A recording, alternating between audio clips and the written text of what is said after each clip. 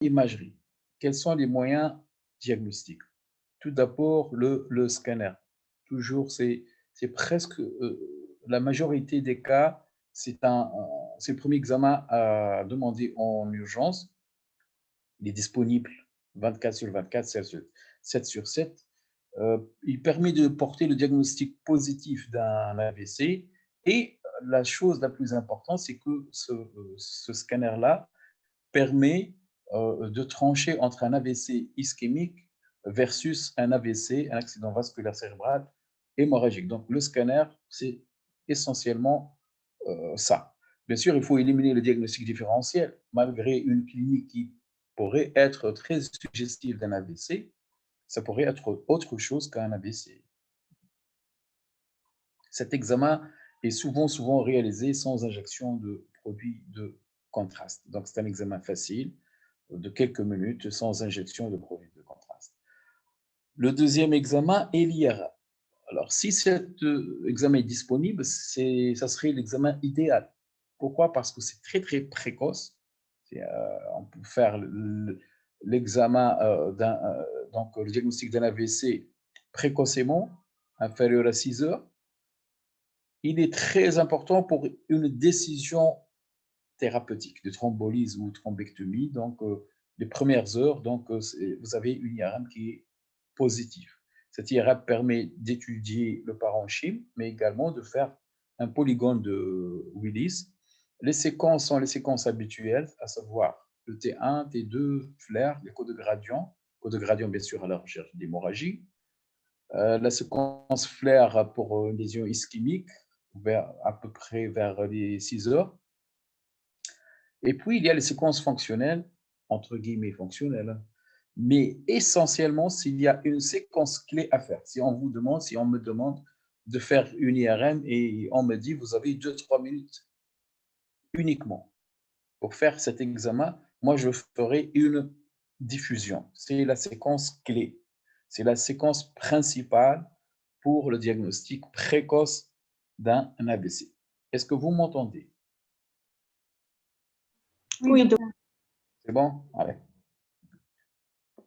Alors, ces deux examens sont des examens pour le diagnostic surtout positif d'un AVC. Il y a d'autres examens à destinée plutôt étiologique. L'écho Doppler, par exemple, un écho Doppler des troncs supra-aortiques est parfois nécessaire à la recherche d'une plaque d'adhéron, par exemple, d'une lésion, à la recherche d'une sténose donc athéromateuse. L'écho cardiaque qui peut être utile à la recherche d'une pathologie emboligène. Donc, l'écho Doppler à visée plutôt étiologique. L'angiographie, réellement, pratiquement, on ne fait plus d'angiographie dans un but diagnostique dans le cadre d'un AVC, mais surtout dans un but thérapeutique. Ça reste toujours le problème d'anévrisme, on verra ça tout à l'heure. Donc, l'artériographie fait partie des examens à visée plutôt étiologique et pas à visée donc, diagnostic pour poser le diagnostic d'un AVC. Alors, tout d'abord, on a parlé de l'AVC d'une façon générale. Maintenant, on va essayer de voir quels sont les différents types d'accidents vasculaires cérébraux. Tout d'abord, et de loin, 80% des cas à peu près, les accidents ischémiques d'origine artérielle.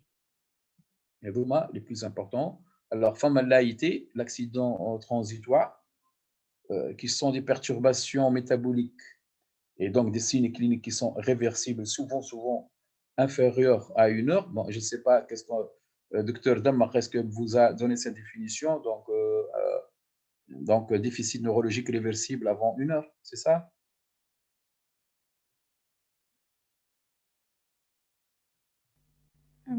ما قالتهالناش. Ah, d'accord, donc la majorité des cas, bon, il y avait une ancienne définition, maintenant, actuellement, on dit que c'est inférieur à 1 heure. De toute façon, ceci est très important pour le combat d'Alèche. Et les accidents ischémiques constitués, donc on n'est plus dans le transitoire, mais dans un accident ischémique cérébral constitué avec destruction du tissu cérébral qui me l'infarctus du myocarde. L'AIT qui me l'angor. C'est la même chose à peu près ça, fait le cœur. L'AVC, c'est la nécrose. C'est une destruction du parenchyme cérébral, c'est l'infarctus cérébral. Et il y a les lacunes.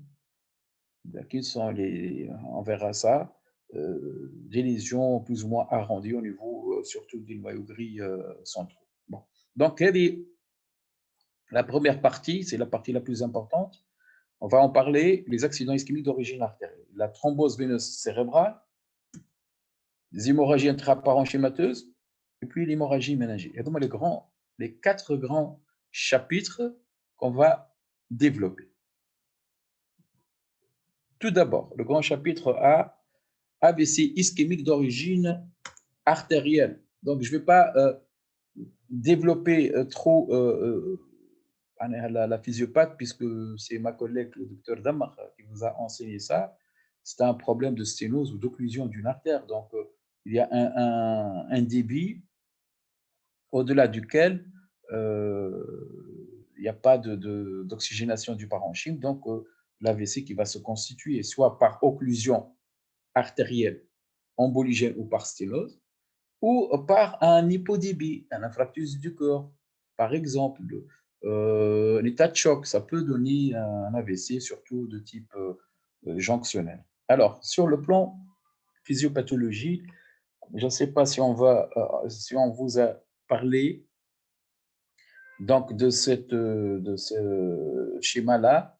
Donc, c'est la pompe à sodium, le sodium intracellulaire, et activement, donc, je reviens, transporté du milieu intracellulaire vers le milieu extracellulaire, moyennant de l'énergie. Et cette énergie-là, sous la dépendance de l'ATP, et l'ATP, bien sûr, ça consomme de l'oxygène. En cas de sténose artérielle, donc il n'y a plus d'oxygène, l'ATP ne marche plus. Qu'est-ce qui se passe? Donc, la concentration donc, se fait au niveau de la cellule, du sodium, accumulation du sodium en intracellulaire. La cellule gonfle, un gonflement cellulaire, et c'est l'œdème cytotoxique. C'est l'œdème cytotoxique au niveau de la cellule. Pourquoi je vous parle de ça? Parce que ça, ceci est important pour la diffusion, donc la séquence de diffusion qui va rechercher cet œdème de type cytotoxique.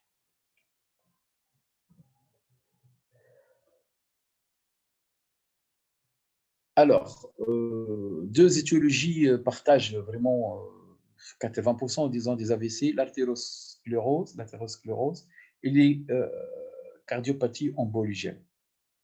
L'infarctus donne au premier lieu, les premiers jours, 7 à 10 jours à peu près, un œdème cytotoxique. Puis, petit à petit, c'est l'œdème vasogénique qui va prendre le pas, qui va donc, on va avoir à partir du 10e jour l'œdème vasogénique. Bien sûr, si on prend une artère donnée chez 2 personnes, par exemple l'artère sylvienne, si on fait l'occlusion au même endroit, on n'aura pas la même clinique, on n'aura pas le même déficit, on n'aura pas la même, les mêmes problèmes et le même infarctus. Pourquoi? Parce qu'il y a des suppléances. Il y a le polygone de Willis, il y a la circulation postérieure, il y a l'autre côté. Donc, tout dépend de cette suppléance artérielle. On peut sectionner même une carotide interne. Si le polygone de Willis est fonctionnel, on peut ne rien avoir comme conséquence hémodynamique, anatomopathologique et clinique. Donc, le cerveau est tout à fait normal. Pourquoi? Parce que le polygone de Willis est fonctionnel. Chez d'autres personnes, le polygone de Willis soit moins fonctionnel, soit complètement non fonctionnel. Et bien sûr, à ce moment-là, ça va être vraiment un infarctus très étendu. sur le plan clinique, moi, je ne vais pas en parler. Je vais vous parler de l'imagerie. Alors, pour l'imagerie, vous allez avoir une sémiologie de l'infarctus, une enquête étiologique, et puis un petit mot sur la radiologie ou interventionnelle. Je vais commencer par la sémiologie de l'infarctus. Alors, le scanner doit être réalisé, la tomodensitométrie doit être réalisée en urgence, c'est-à-dire dans les heures, après quelques heures, donc d'un AVC. On ne doit pas attendre le lendemain ou à 2 jours, non, on doit faire rapidement le scanner en urgence. C'est un scanner qui est réalisé, comme je vous ai dit tout à l'heure, sans injection. Au départ, il peut être normal. Ceci est très important. Alors, vous allez me dire, bon, à ce moment-là, pourquoi faire le scanner très rapidement? Déjà, chez un patient qui vous fait un déficit brutal, vous faites le scanner, si le scanner est normal, donc on a déjà éliminé l'AVC hémorragique. Et si on élimine l'AVC hémorragique, c'est très, très probablement l'AVC ischémique. Donc le scanner est réalisé essentiellement dans la démarche des gens classiques et anciens. Le scanner est réalisé afin d'éliminer un AVC hémorragique. S'il n'y a pas d'AVC hémorragique, c'est clair et net, c'est un AVC ischémique. Alors voilà, un AVC hémorragique frontal droit, c'est l'hyperdensité, c'est l'hématome. Donc là, c'est un AVC hémorragique sans aucun problème. C'est surtout les hyper tendus. Au départ, je vous ai dit que le scanner peut être normal. Mais parfois, si on cherche bien, on arrive à voir des petits signes, des signes précoces d'un AVC. Pourquoi je vous raconte tout ça? Parce que dans une optique de traitement rapide de ces patients-là, on a besoin de voir des petits signes en scanner qui vont permettre de, premièrement, confirmer le diagnostic et de voir l'étendue de la lésion, l'étendue de l'AVC ischémique. Alors, quels sont ces signes précoces? Il peut s'agir d'un effacement ou la disparition d'un noyau lenticulaire, l'effacement du ruban insulaire, l'effacement des sillons corticaux, la perte de la différenciation entre la substance blanche et la substance grise, et la visibilité. On peut voir directement le caillot de sang sous forme d'une visibilité de l'artère occluse. L'artère occluse devient spontanément hyperdense. Pourquoi? Parce qu'elle contient le caillot de sang qui est spontanément hyperdense. On va voir quelques signes. Alors, est-ce que vous voyez quelque chose qui vous chiffonne?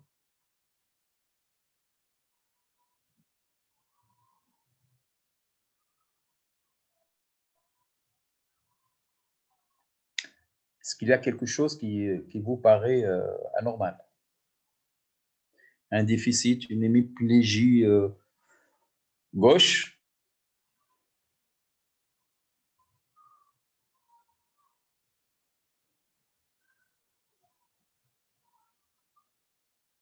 Est-ce que vous pouvez répondre? Voilà, les micro-contacts, ça crime, je ne sais pas.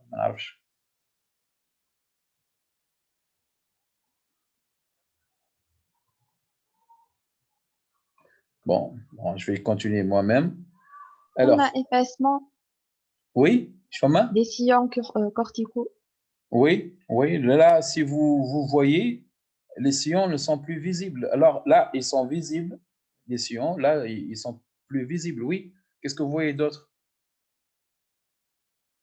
Chauffe le cerveau, à l'aqal, au moins, on a quelque chose qui est plus ou moins symétrique. Donc, on a des hémisphères, 2 hémisphères, et on a la possibilité de comparer. Au moins, c'est facile, c'est assez facile.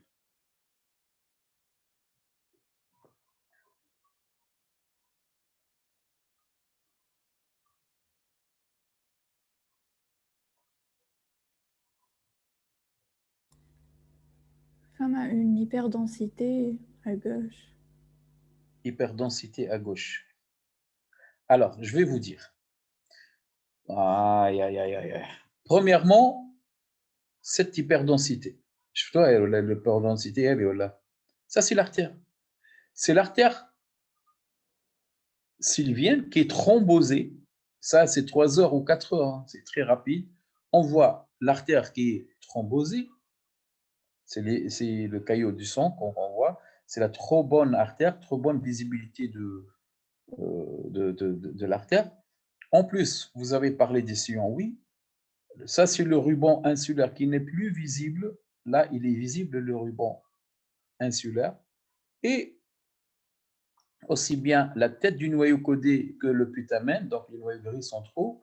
Vous comparez ces noyaux avec les noyaux contralatéraux, il y a quasiment une disparition de ces noyaux. Donc, il y a des signes précoces pour poser le diagnostic d'un AVC ischémique. Chez le même patient, on a fait le scanner le lendemain et là, vous voyez donc bien sûr l'étendue des lésions. C'était plus ou moins prévisible, c'était un AVC donc ischémique dans le territoire de l'artère sylvienne. On avait un autre cas où vous avez une artère, une trop belle artère qui thrombosée, mais effacement des sillons corticaux, effacement des noyaux gris centraux, puis après quelques jours, le patient a fait des lésions hémorragiques pétéchiales au niveau des noyaux gris centraux. Donc ça, c'est les premières heures. Après 12 à 24 heures, c'est la phase aiguë. Alors, l'infractus se traduit par une hypodensité parenchymateuse dans un territoire artériel systématisé. Comment reconnaître donc l'AVC et pas autre chose? Pourquoi on dit un AVC et pas autre chose? Parce que c'est vraiment calqué sur un parenchyme, c'est du parenchyme qui est irrigué par une artère. Et on connaît l'irrigation et la systématisation artérielle. On parle d'un territoire artériel systématisé. Cette AVC artérielle intéresse aussi bien la substance blanche que la substance grise. Ça peut entraîner un effet de masse. شفنا مع بعضنا ايش معنى l'effet de masse, mais au départ, 24-48 heures après, il peut y avoir un effet de masse quand c'est volumineux. La rupture de la barrière hémato-encéphalique n'apparaît que 24 heures à 48 heures, 24 à 48 heures. Et donc, quand je parle d'une rupture de la barrière, si on injecte le produit de contraste, 48 heures après, il peut y avoir des prises de contraste. Oui, un territoire nécrosé peut prendre le contraste puisqu'il y a une rupture de la barrière. Bien sûr, cette hypodensité n'est pas visible dès les premières heures, d'où l'intérêt des signes précoces que je faisais tout à l'heure.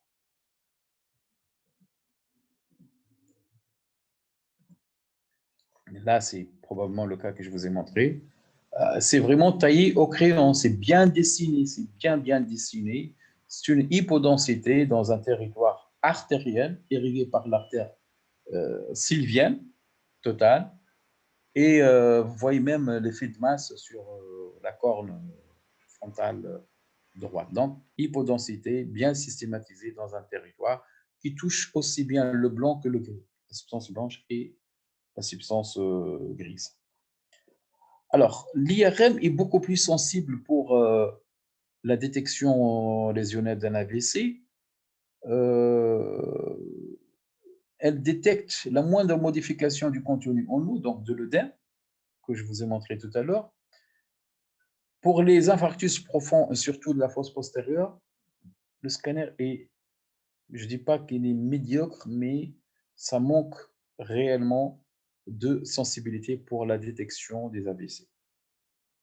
L'IRM a comme avantage, bien sûr, d'être une technique beaucoup plus précoce. Alors, l'infarctus se traduit par la présence d'un hypersignal T2 efflaire. Pourquoi l'hypersignal T2 efflaire? C'est à partir de 6 à 8 heures, hein, à peu près. les signes, les premiers signes en IRM, c'est des séquences morphologiques, hein. C'est la séquence Flair, 6 heures. Le T2, c'est à peu près à 8 heures. Hypo T1, ça peut prendre le produit de contraste, comme je vous ai dit, à partir de 24 à 48 heures. Et la chose la plus importante, si vous arrivez à retenir ceci, donc, c'est la diffusion. La diffusion et la perfusion, surtout la diffusion, elle peut être positive à partir d'une heure. Le malade, il dit que midi عمل un déficit, vous avez le patient, votre machine à 13 heures, machine d'IRM, ça peut être positif. Et ça traduit l'hypersignal, ça donne un hypersignal diffusion, qui traduit la restriction de la diffusion du fait de cet œdème cytotoxique. L'œdème cytotoxique, il est ahkina tout à l'heure, ça va gonfler les cellules. L'espace intercellulaire entre les cellules est rétréci, d'où les mouvements des molécules de l'eau seront également empêchés, restreints, les mouvements restreints, freinés, d'où une restriction de la diffusion, d'où un hypersignal. Et c'est vraiment, vraiment la diffusion, c'est la séquence clé actuellement de l'AVC ischémique. Là, je vous donne un exemple d'un AVC cérébelleux gauche. Vous voyez, c'est une bonne systématisation d'une artère lapica, peu importe son nom, mais vous voyez donc les limites qui sont nettes de la lésion sous forme d'une plage en hypersignal T2 qui touche à la fois la substance blanche et la substance grise. Alors là, c'est une image de diffusion. Je vous ai parlé de la diffusion. Après une heure, vous pouvez avoir cet aspect-là. Alors que le scanner est normal, T2 normal, Flair normal, tout est normal, sauf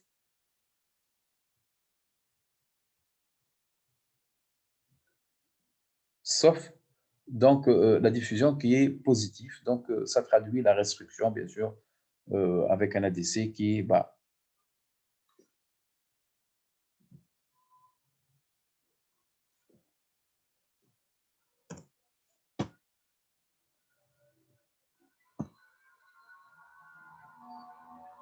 Donc ça, c'est la sémiologie élémentaire donc, des AVC en scanner et en IRM. La topographie maintenant, il faut localiser un peu l'AVC. Alors, il y a des AVC qui sont des accidents qui sont territoriaux, donc c'est-à-dire dans un territoire carotidien, par exemple, que ce soit sylvien, l'artère sylvienne, c'est l'artère cérébrale, donc moyenne, ou la cérébrale antérieure. Cet AVC peut être soit total, si on prend toute l'artère sylvienne, par exemple, ou superficielle qui donne un infarctus uniquement du cortex, ou elle profonde qui n'intéresse que les noyaux gris centraux. Le territoire vertébro-basilaire, comme le cas que je vous ai montré tout à l'heure, au niveau du cervelet, au niveau du tronc cérébral. Un AVC au niveau du cervelet, hypodensité territoriale, un AVC, donc ça donne un effet de masse, ça donne même une hydrocéphalie. Ça peut être profond, je vous ai dit que il peut y avoir un AVC sylvien profond qui touche les noyaux gris centraux. Un scanner, qu'est-ce que vous dites de ce scanner-là? Hémiplégie gauche, totale.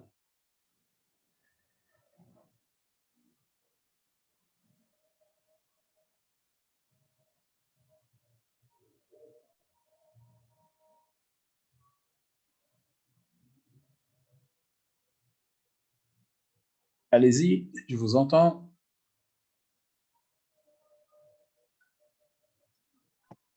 Effacement de décision. Bon, je ne sais pas si... Oui, allez-y. Peut-être effacement des sillons. Oui,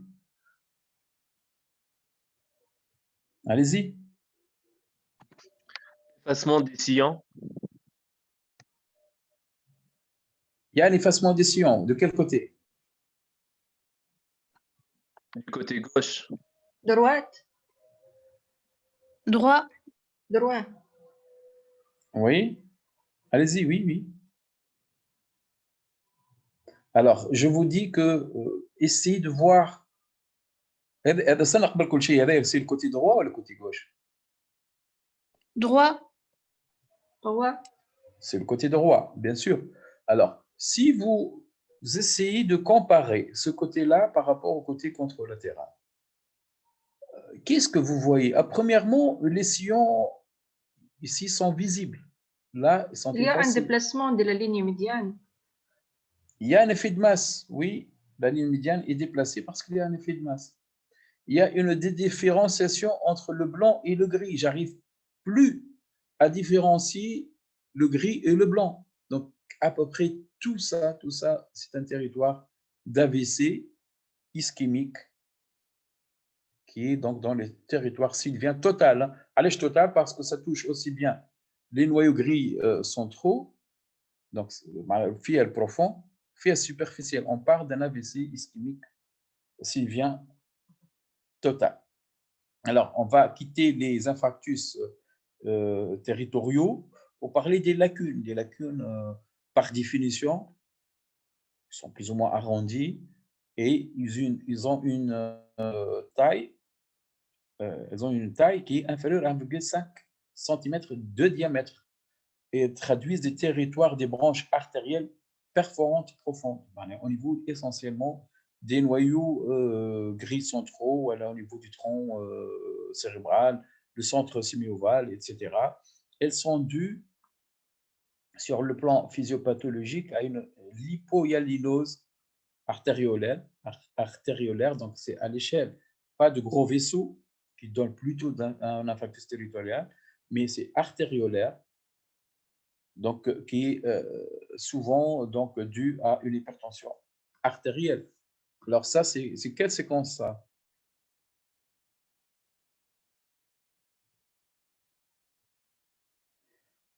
S'agit-il d'un T1, T2, écho de gradient, T3, T4?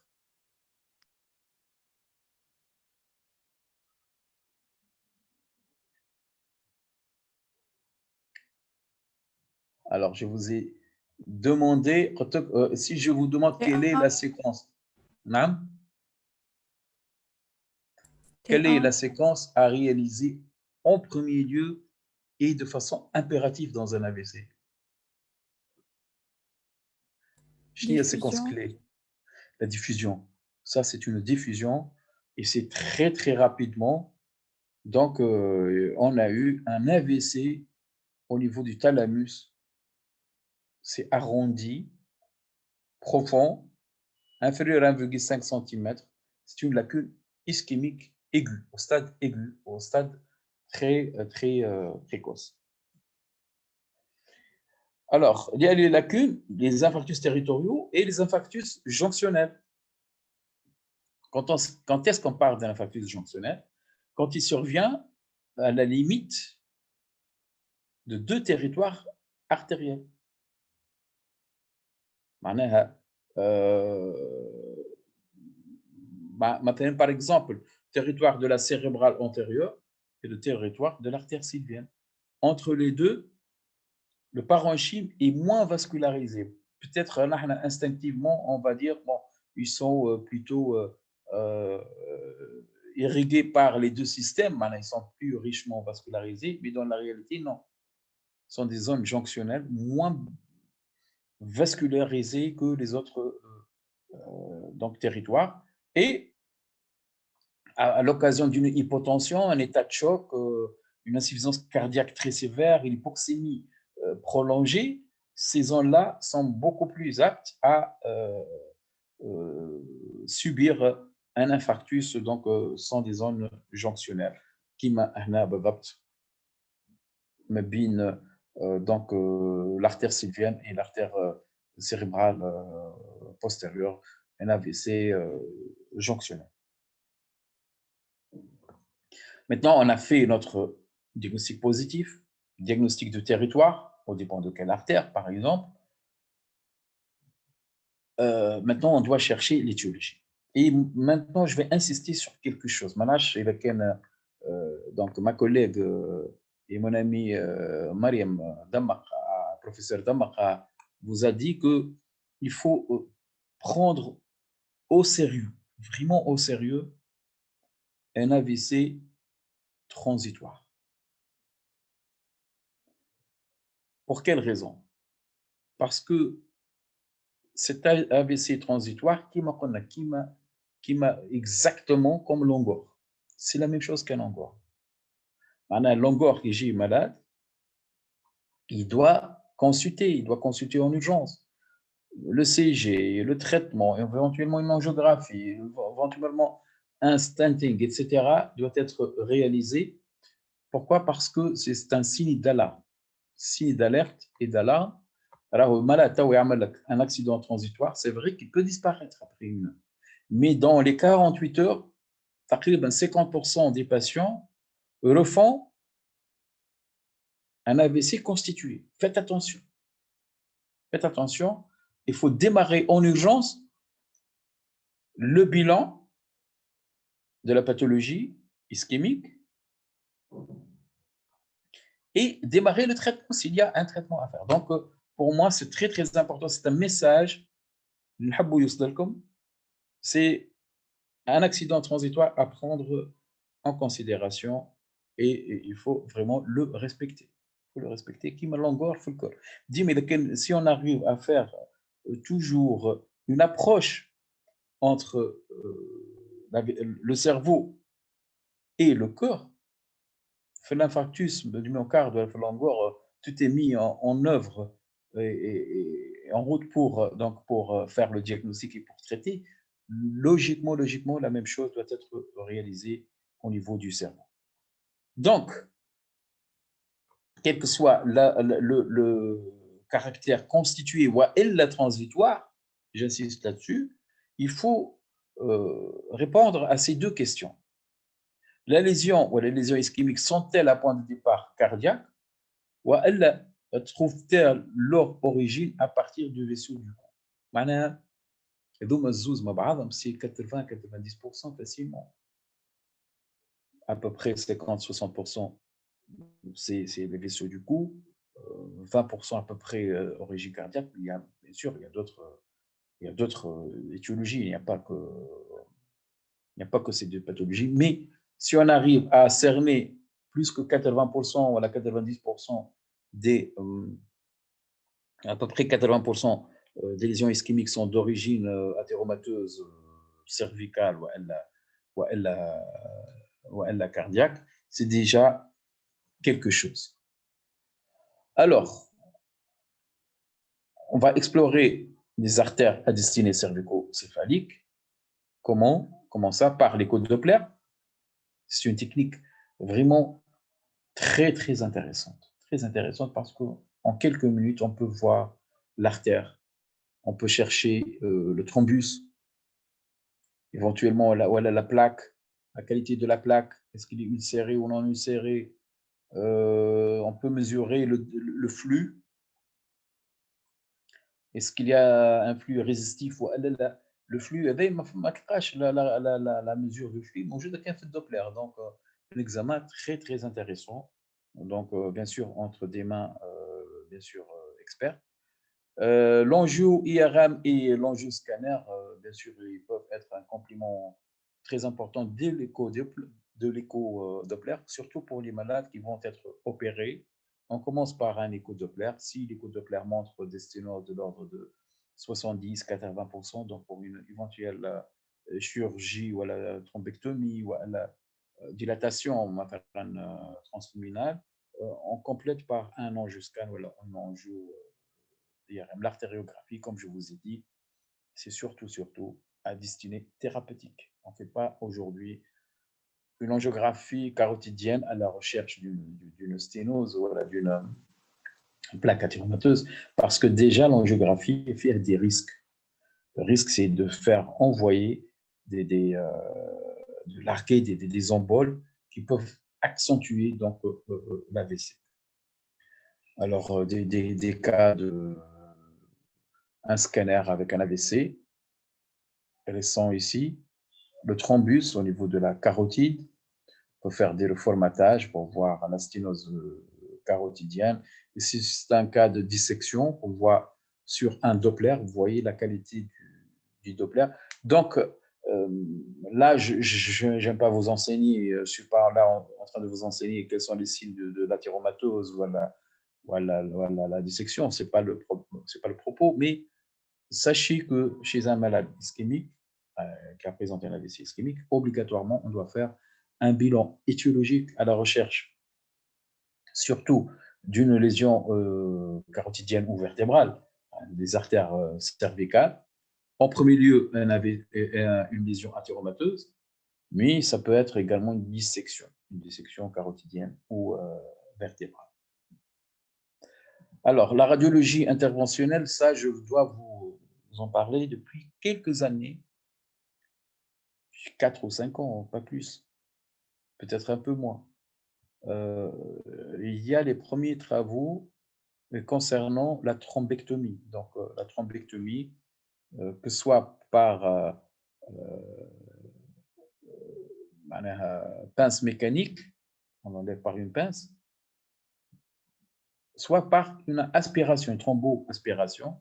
Ça demande un matériel donc dédié, un matériel de thrombectomie. Ça doit être réalisé pendant les premières heures. Au départ, on a dit que ça devrait être dans les 3 heures, 3 heures et demie. On a étendu jusqu'à 6 heures à peu près. Mais bien sûr, plus on fait la thrombectomie mécanique, plus on gagne pour le patient. Donc, il y a des patients qui sortent quasiment sans aucune séquelle neurologique. C'est vraiment, c'est une révolution en matière donc, de l'accident vasculaire cérébral ischémique. Bien sûr, on doit choisir les patients. Il y a des patients éligibles pour cet acte, et des patients qui ne sont pas éligibles. C'est un pourcentage qui n'est pas énorme, mais quand on le fait, au moins, il y a un bon pourcentage qui sont guéris. Bien sûr, il y a quelques dans les centres neurovasculaires, neuroradiovasculaires.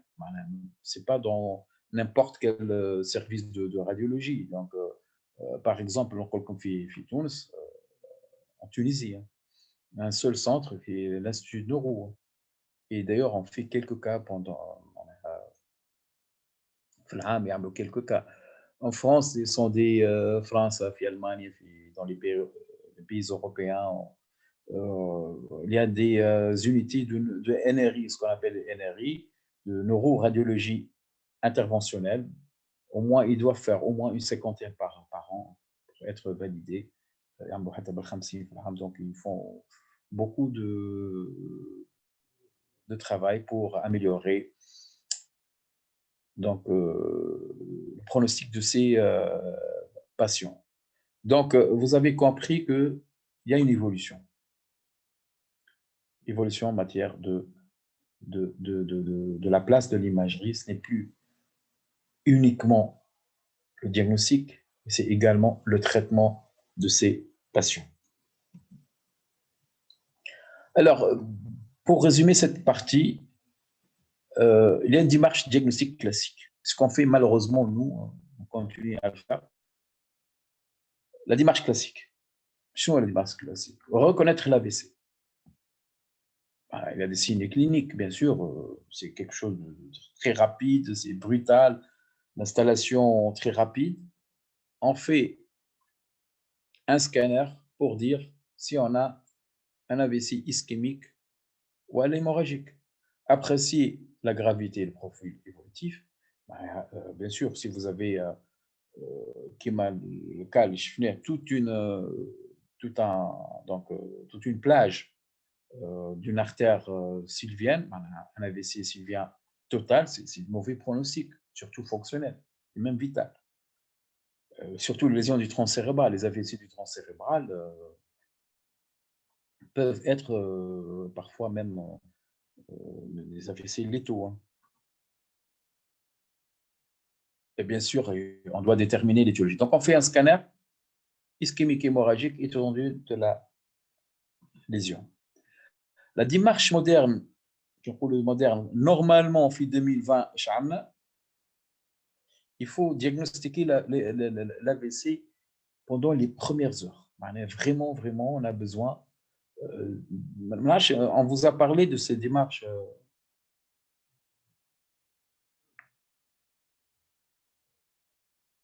Non. Je ne sais pas exactement dans mais on est complémentaires. Vraiment, le cours de neuromédical et de neuroradiologie, c'est complémentaire. En fait, actuellement, et ça va arriver chez nous, je l'espère, il faut faire le diagnostic très rapidement, les premières heures. Et pour faire les premières heures, il faut toute une stratégie en amont. Et par exemple, l'information et l'éducation de la population, les gens doivent savoir les signes cliniques, les symptômes, disons, d'un AVC. On doit demander aux gens d'appeler par exemple le SAMU ou s'ils peuvent, si on peut les amener en urgence vers les centres spécialisés dans les minutes et l'heure qui vient, c'est très important.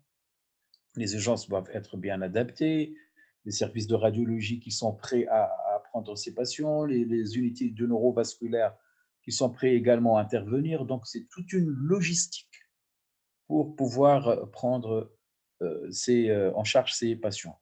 Sur le plan imagerie, je vous ai dit, pour faire cette démarche, donc, il faut disposer d'une IRM, du bon IRM, de la séquence de diffusion, qui est la séquence clé pour faire le diagnostic très rapidement. 2 heures, paf, en quelques minutes, vous avez le diagnostic de l'AVC ischémique.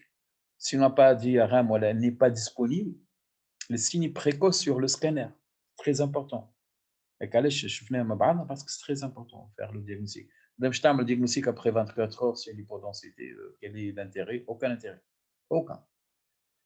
Le traitement, à ce moment-là, dans la démarche moderne de la prise en charge, c'est soit un traitement mécanique, par thrombectomie ou la thromboaspiration, par voie neuro-radiovasculaire. C'est l'angiographie, hein. C'est finalement c'est l'angiographie cérébrale. Et puis après, donc, on utilise des pinces mécaniques par voie vasculaire, avec les sondes qu'on monte par voie fémorale jusqu'à l'aorte, puis la carotide, et puis après, donc, on fait cette thromboaspiration. Ouais, la thrombolyse qui est faite par les équipes de neurovasculaire, les équipes de neurologie, également qui m'a fait le corps, la même chose, hein. Streptokinase, voilà, d'autres molécules aujourd'hui sont beaucoup plus safe, donc c'est très, très, très important d'adhérer à cette démarche moderne. Quelle que soit la démarche, toujours chercher une étiologie. Si vous traitez actuellement par thrombolyse une lésion qui est en train de décharger et de larguer des emboles, ça ne sert à rien. Il y a une endocardite, par exemple, infectieuse, ou un AVC ischémique, après, vous traitez cet AVC ischémique, après quelques jours, il vous fera un autre AVC dans un autre territoire. Donc, toujours chercher l'étiologie, traiter également l'étiologie. Donc, je pense qu'au sein de l'information, comme quoi, forme de démarche, la démarche classique, on fait un scanner. Est-ce que c'est ischémique ou est-ce que c'est hémorragique? Point à la ligne. Voilà la démarche moderne. Et j'espère, au moins, donc, vous arrivez à maîtriser toutes ces techniques. Alors, on va quitter définitivement l'AVC ischémique pour parler de l'hémorragie méningée, Toi, l'hémorragie méningée, voilà. Monsieur, Oui. j'ai une question. Monsieur, le premier examen à faire est le scanner ou IRM avec diffusion? قلت لك إذا كان c'est quelle démarche? شو démarche qu'on va faire? Si pour voir uniquement est-ce que l'ischémie, est-ce qu'elle est l'AVC, est-ce qu'il est ischémique ou hémorragique, un scanner me suffit. C'est suffisant. D'accord. Mais si on va traiter, par exemple, il y a quelques cas qui ont été traités, même chez nous, donc à Sfax, par une thrombolyse. Si on va faire une thrombolyse, il vaut mieux disposer d'une IRM parce qu'elle est beaucoup plus précoce. Parce que vous avez la diffusion. Donc ça dépend de l'indication, de quelle approche, pourquoi faire cet examen. Est-ce que uniquement pour le diagnostic ou elle pour traiter rapidement.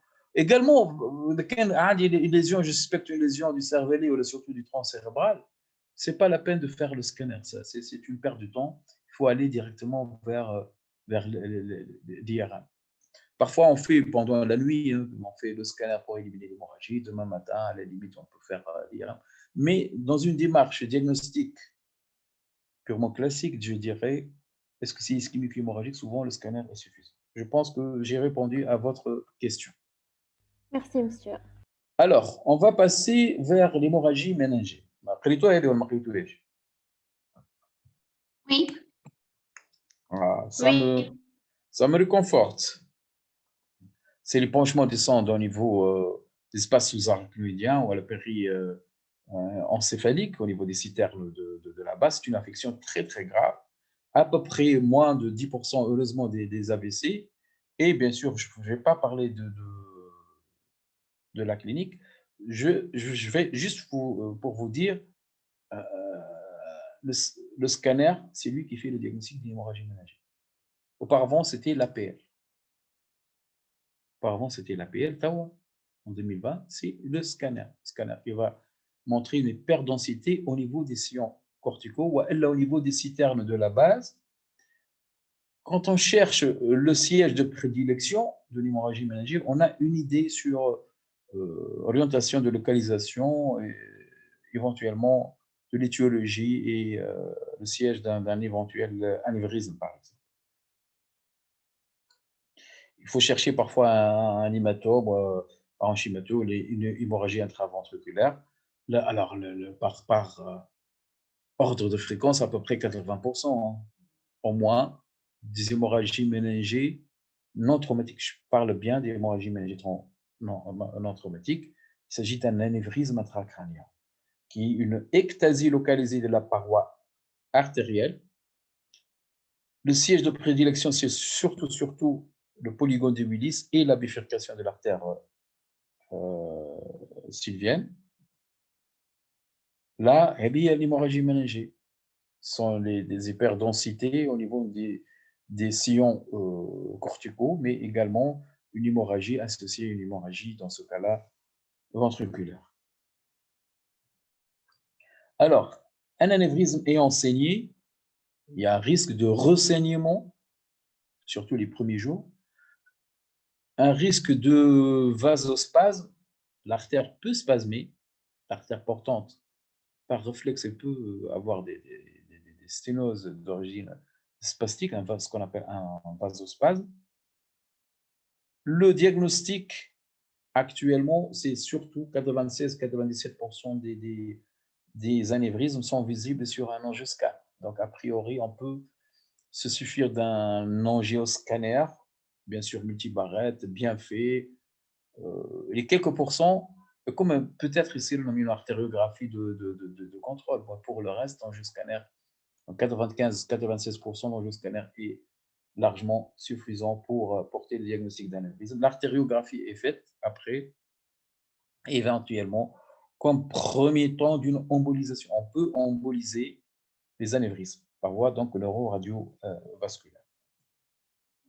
Alors là, c'est un anévrisme, ce sont des images d'addition, bifurcation, donc à ce niveau-là.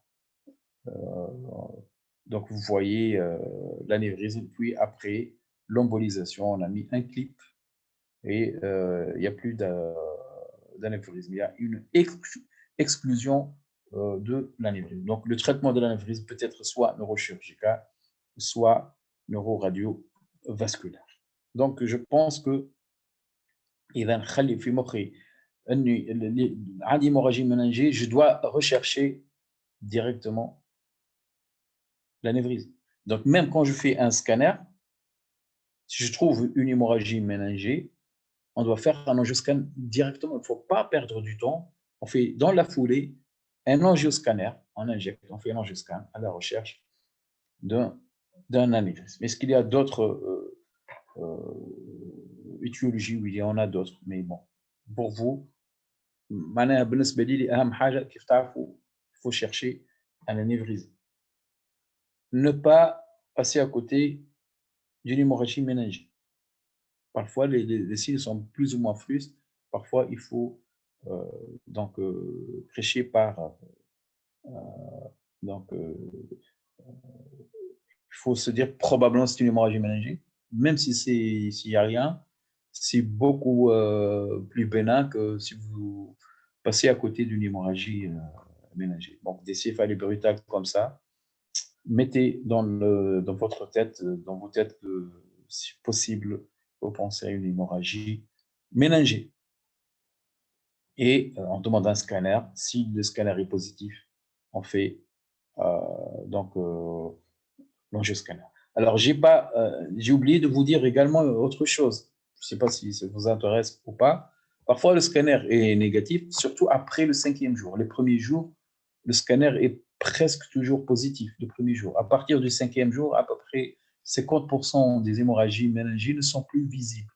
L'IRM peut être intéressante, la séquence FLAIR peut montrer un hypersignal. Bon, ça c'est un détail. Bon, si parmi vous, il y a quelqu'un qui s'intéresse, mais sinon, c'est le scanner qui fait le diagnostic. Alors, pour les hémorragies intraparenchymateuses, en fait, c'est l'AVC hémorragique, ce sont les hématomes.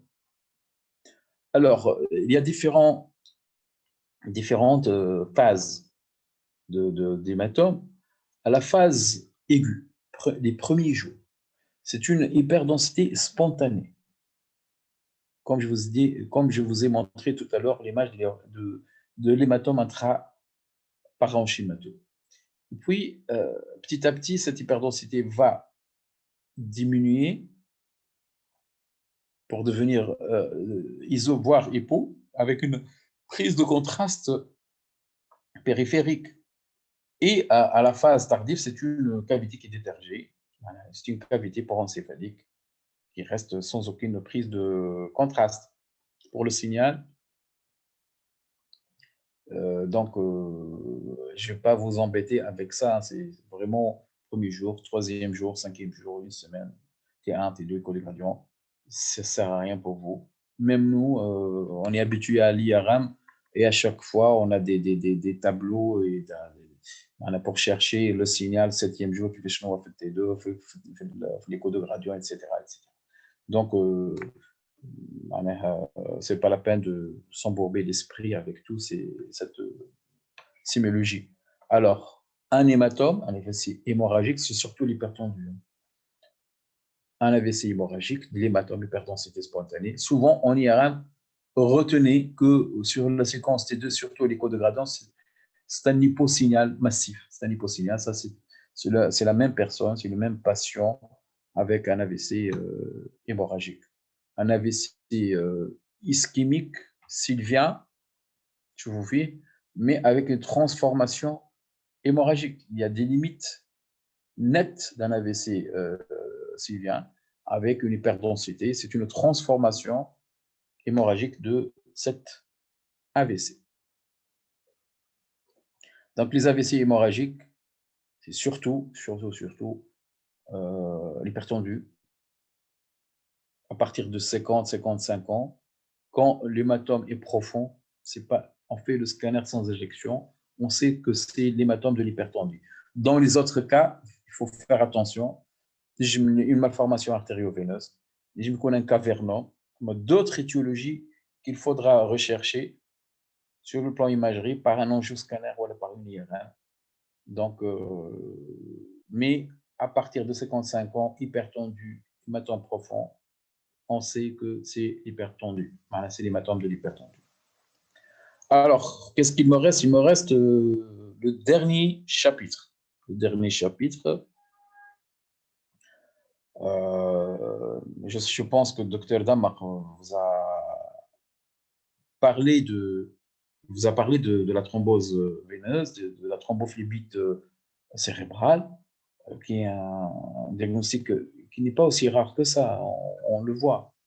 On voit ça pratiquement une fois par semaine ou 2 semaines. Donc, c'est assez fréquent. C'est une pathologie qui est véno-occlusive, avec un déficit focalisé parfois, avec une comitialité, des signes d'hypertension intracrânienne, donc de l'œdème, baisse de l'acuité visuelle, de l'œdème papillaire, etc.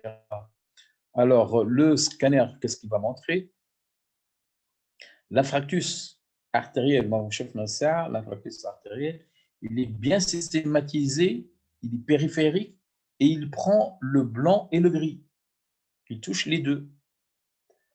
L'infarctus veineux sont des plages qui sont hypodenses, n'est pas systématisé. Il n'y a pas de distribution territoriale avec une tendance vers l'hémorragie. Ce sont des AVC d'origine veineuse qui se transforment souvent en hémorragie. Ils peuvent être multiples et ça touche essentiellement la substance blanche sous-corticale. La substance grise est rarement atteinte, n'est pas atteinte en cours d'une thrombophlébite cérébrale. On peut déjà l'évoquer sur un examen déjà sans injection,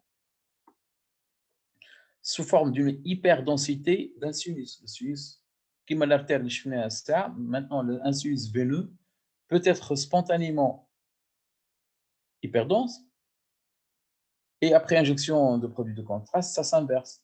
Le reste qui est circulant, le reste des sinus veineux, ça prend intensément le produit de contraste. Bien sûr, le thrombus ne prend pas et ça donne l'aspect d'un delta vide. Le delta, ce qu'on appelle un delta vide. Voilà un scanner. Ça, c'est sans injection. Hyperdensité spontanée du sinus longitudinal supérieur et des veines cérébrales internes. Chez ce même patient, l'injection de produits de contraste. Ici, c'est les veines, sont les veines qui sont toujours les sinus veineux qui, à cet endroit-là, circulant. Ça, c'est le thrombus qui s'injecte pas, bien sûr. Ça donne le signe de delta, un delta qui est le delta vide. C'est le signe le plus, disons, le plus connu, le plus spécifique d'une thrombophlébite cérébrale. L'IRM va montrer le même ordre des signes. Le signe de l'infarctus cérébral d'origine veineuse, signe de l'AVC, et puis le signe donc du thrombus vasculaire. Alors ça, c'est une thrombophlébite avec une plage en hypersignal T2 sous-corticale. Le cortex n'est pas touché et ça ne répond pas à un territoire artériel. Bien sûr, il y a quelque chose de très important. C'est souvent, ce sont des patients, par exemple, une femme en postpartum.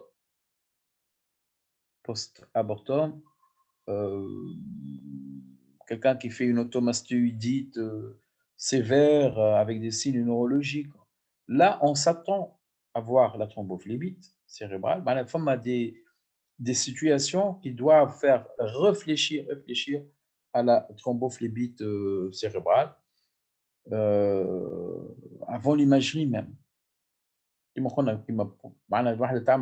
En postpartum, quelques jours après, il vous fait des crises comitiales, un déficit. C'est probablement une thrombophlébite cérébrale.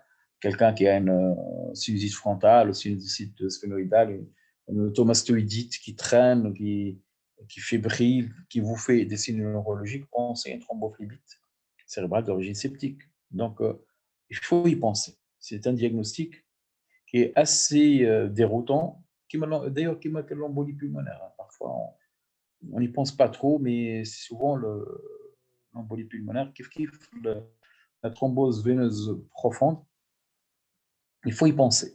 Et ça, c'est votre rôle. Puis l'imagerie vient après, mais quand vous avez ça, chauffe, on a le sinus latéral qui prend le produit de contraste de façon très intense, tout à fait normal. Ici, tout ça, c'est le thrombus. Tout ça, c'est le thrombus, c'est une thrombophlébite évidente sur l'IRM. Mais il fallait y penser. Il fallait y penser en amont de l'imagerie. Donc, dans des situations un peu spécifiques, on vous a dit, par exemple, la maladie de Besset, il y a des maladies inflammatoires qui exposent au risque de thrombophlébite cérébrale, donc il faut y penser. Et même aujourd'hui, il y a quelques cas de thrombophlébite cérébrale dans le cadre d'un Covid, une forme de situation qui nous laisse, qui nous appelle à penser à la thrombophlébite cérébrale. Alors, pour clore ce cours, les AVC sont des urgences, mais sont des urgences qui sont pourvoyeuses d'une grande mortalité et surtout d'une lourde morbidité. Voilà, si vous imaginez le nombre de patients qui sont hémiplégiques, les patients qui sont sur chaise roulante, les patients qui ne peuvent plus travailler, qui sont sur le plan social, donc il y a un handicap social, parfois même de communication, c'est très très lourd et ça nécessite vraiment l'apport de nous tous, les urgentistes, les réanimateurs parfois, bien sûr les neurologues au centre de cette pathologie, les neuroradiologues, etc. Donc, ça nécessite une prise en charge rapide et multidisciplinaire. Les examens de choix, c'est le scanner et ou l'IRM. C'est l'IRM qui, bien sûr, qui donne un diagnostic le plus précoce par l'utilisation de la diffusion. Et puis, donc, le Doppler, qui reste un examen principal pour la recherche étiologique, surtout pour l'AVC ischémique. L'artériographie, c'est dans un but thérapeutique. Pour un traitement endovasculaire, on peut faire la thrombolyse par voie veineuse, par les neurologues, ou elle-même par voie endovasculaire. Mais en endovasculaire, aujourd'hui, ce qu'on fait exactement, essentiellement, c'est la thrombectomie mécanique, essentiellement. L'artériographie permet également de réaliser une embolisation d'un anévrisme ou d'une malformation artério-veineuse. Donc, c'est tout ce que j'ai à vous dire concernant ce cours. Y a-t-il une ou deux questions?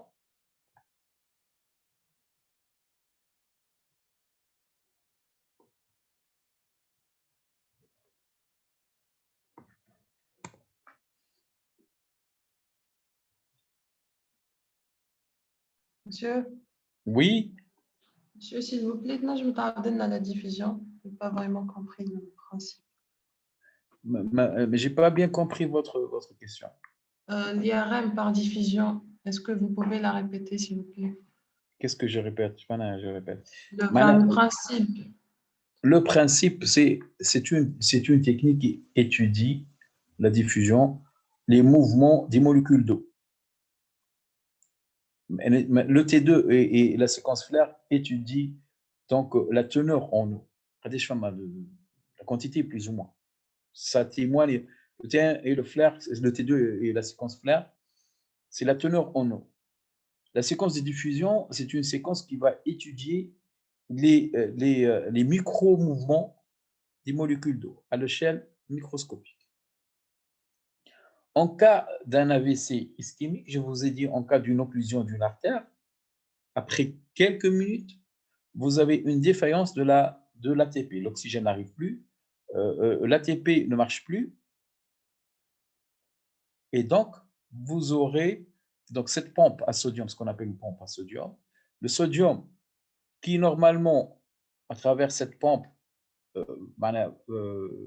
part du milieu intracellulaire de la cellule vers le milieu extracellulaire, cette pompe qui consomme de l'énergie, en absence de l'énergie et de l'ATP, donc de l'oxygène, cette pompe devient non fonctionnelle. Du coup, qu'est-ce qui se passe? Il y aura un chemin inverse du sodium, du milieu extracellulaire vers le milieu intracellulaire, un transfert passif, et ce qui crée un œdème intracellulaire. Un œdème intracellulaire sont des cellules qui gonflent, qui deviennent gonflées. C'est ce qu'on appelle un œdème cytotoxique. Ces cellules qui sont gonflées,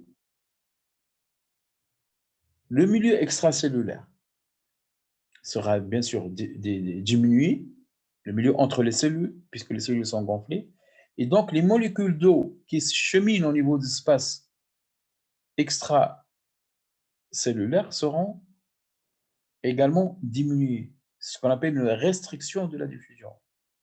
C'est comme ça qu'on explique l'aspect en IRM, c'est après quelques minutes, on va dire après une heure. À peu près après une. Donc ça, c'est le rôle majeur aujourd'hui de la diffusion pour faire le diagnostic d'un AVC le plus précoce.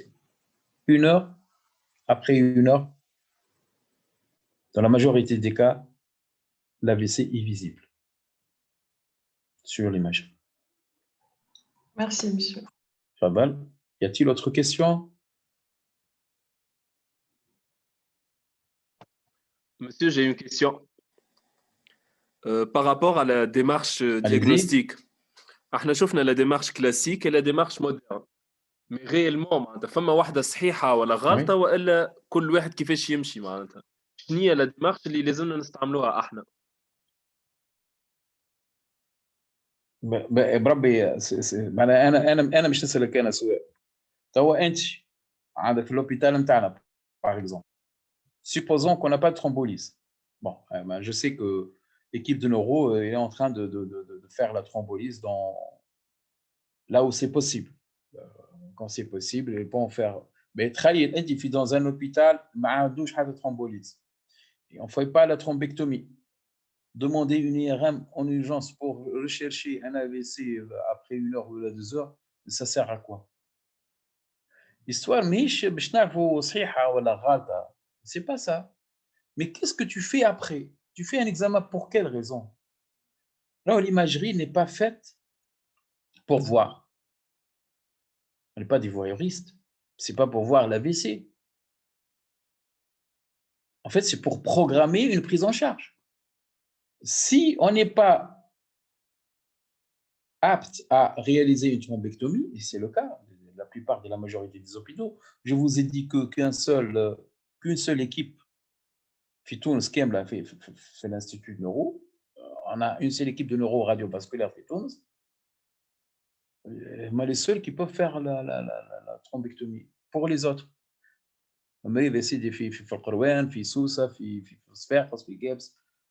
partout, il fait un AVC. Très ils ont fait ni thrombectomie ni thrombolyse. Demandez une IRM en urgence à la recherche de quoi? En urgence après 1 heure ou 2 heures. Tu fais ton scanner pour aller à la ligne. Si qui m'a que ça pour une lésion du tronc cérébral, on peut être demandé à faire peut-être une IRM pour faire le diagnostic d'une lésion du cervelet ou du tronc cérébral. Parfois, c'est fosse postérieure, oui, le scanner n'est pas bon pour la fosse postérieure. Et pour le reste, avec des démarches classiques ou des démarches modernes, en fait, ça dépend de ce qu'on va faire. Voilà. Merci. D'accord. Est-ce qu'il y a d'autres questions?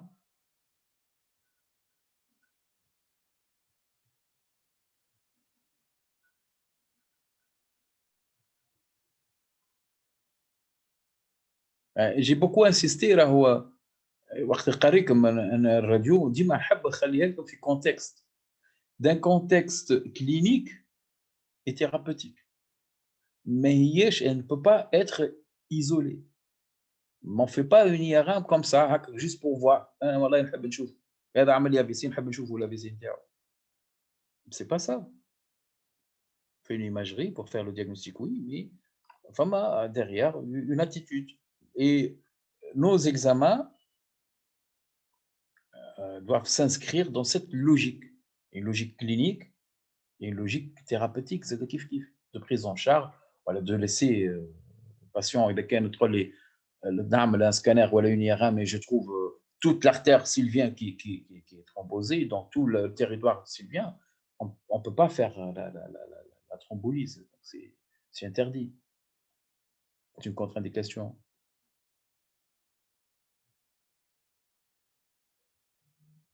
Y a-t-il d'autres questions?